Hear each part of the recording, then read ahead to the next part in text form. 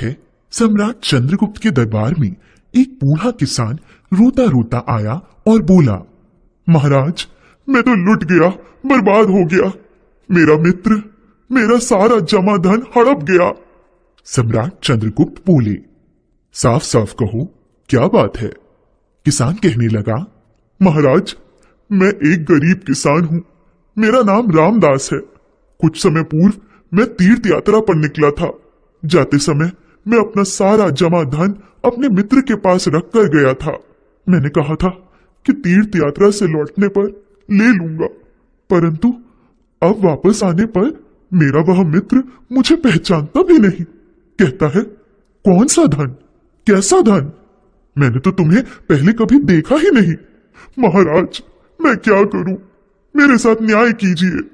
चंद्रगुप्त ने पूछा, तुम्हारा कितना धन था?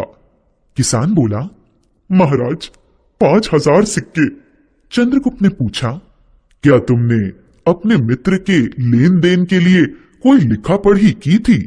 क्या तुम्हारा कोई गवाह है? किसान ने सिर झुकाकर कहा, महाराज, मैं अपने मित्र पर बहुत अधिक विश्वास करता था, इसलिए कोई लिखा पढ़ी नहीं की।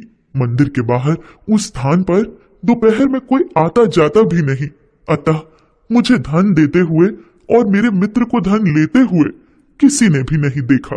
चंद्रगुप्त ने आज्ञा दी कि किसान के मित्र को बुलाया जाए। उसका मित्र दरबार में आया।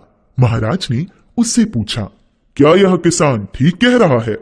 किसान का मित्र बोला, महाराज, यह बूढ़ा आदमी झूठ बोल रहा है। मैं तो इसे जानता तक नहीं। किसी अनजान व्यक्ति का धन भला मैं अपने पास क्यों रखता, वह भी बिना किसी लिखा पढ़ी के। यह जिस मंदिर की बात कर रहा है, उस मंदिर को भी मैं नहीं जानता। फिर वहां जाने की बात तो बहुत दूर की है। महाराज ने अपने महामंत्री चाणक्य की ओर देखा। महामंत्री ने उन दोनों को अगले दिन सुबह दरबार में उपस्थित होने का आदेश दिया। चाणक्य ने महाराज से कहा, आप इस मुकदमे का निर्णय मुझ पर छोड़ दीजिए, मैं स्वयं न्याय करूंगा। सुबह होते ही दोनों सभा में उपस्थित हुए। दोनों ने अपनी अपनी बात दोहराई। महामंत्री ने किसान से पूछा, तुमने मंदिर के बाहर किस स्थान पर धन दिया था? वह बोला, महोदय, मंदिर के बाहर पीपल का एक पेड़ है, उसके चबूतरे पर यह बैठा था, वहीं मैंने इसे धन दिया था। महामंत्री ने पूछा, धन देते हुए तुम्हें किसी ने देखा हो या ना देखा हो? पेड़ ने तो अवश्य ही देखा होगा। बूढ़ा आदमी सकुचाते हुए बोला, जी महामंत्री। चाणक्य ने कहा, जाओ पेड़ को बुला कर लाओ, वह गवाही देगा। हिचकिचाते हुए किसान पेड़ को लेने चला गया। सुबह से दोपहर होने को आई, परंतु किसान लौटकर नहीं आया। उसका मित्र बैठे बैठे परेशान हो गया। महाराज ने पूछा, क्या मंदिर बहुत दूर है, जो बूढ़ा आदमी अभी तक नहीं आया? भूख और प्यास से परेशान किसान का मित्र बोला, महाराज, मंदिर तो कोई ज्यादा दूर नहीं है। मैं इतनी देर में मंदिर तक 20 चक्कर लगा सकता था, लेकिन वह बूढ़ा आदमी गया हो तब ना।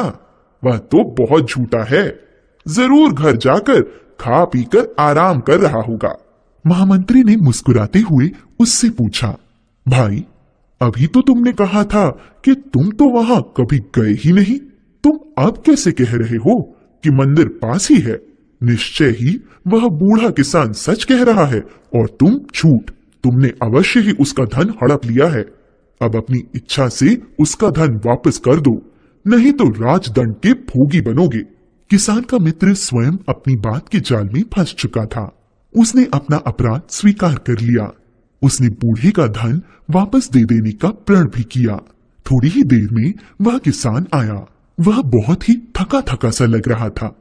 आते ही किसान बोला, महोदय, मैंने पेड़ से बहुत मिन्नतें की, परंतु वह गवाही देने नहीं आया।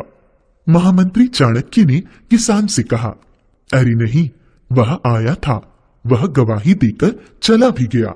तुम्हारे मित्र ने मान लिया है कि उसने तुम्हारा धन लिया था, अब वह वापस देने को भी तैयार है। इस प्रकार चाणक्य ने अपनी बुद्धि के बल पर न्याय कर दिखलाया।